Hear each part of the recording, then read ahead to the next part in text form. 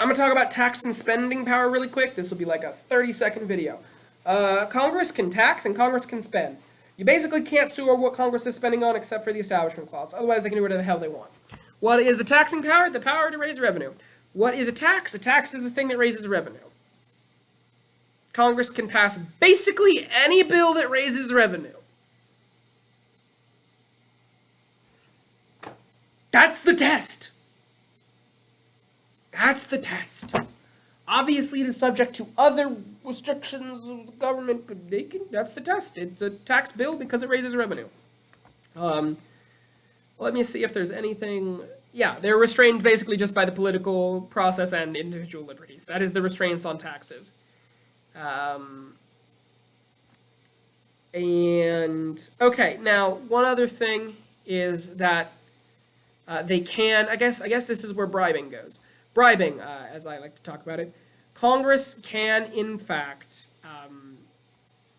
make the states do something by bribing them. So they can't make them, but they can give them money as an option. This is separate from the Commerce Clause stuff I was talking about, how they can't force them to do something. That is separate. This is a way to make states do things, which is using the tax and spend power. However, there's a couple rules. The big one being you can't force states to adopt it. Right? You have to give them the option. And two, you have to give them an option. You cannot say, we will take away all federal funding to states if you don't do this. You cannot do that. That is way too much. Now, I am in a minor disagreement with the justices of the Supreme Court on principle here. Because say I am the federal government of the United States, and I say you need to do this. This is the requirement to get this highway money. You want all your highway money, you got to do this. You should be able to stack requirements on there as often and as much as you want. States' choice to rely on your money that the federal government, the money that the federal government sends them, should not burden Congress from passing future regulations on that money. So I really disagree with the court's finding in Sebelius, that I believe it was Sebelius, and comments are below if I'm incorrect about this.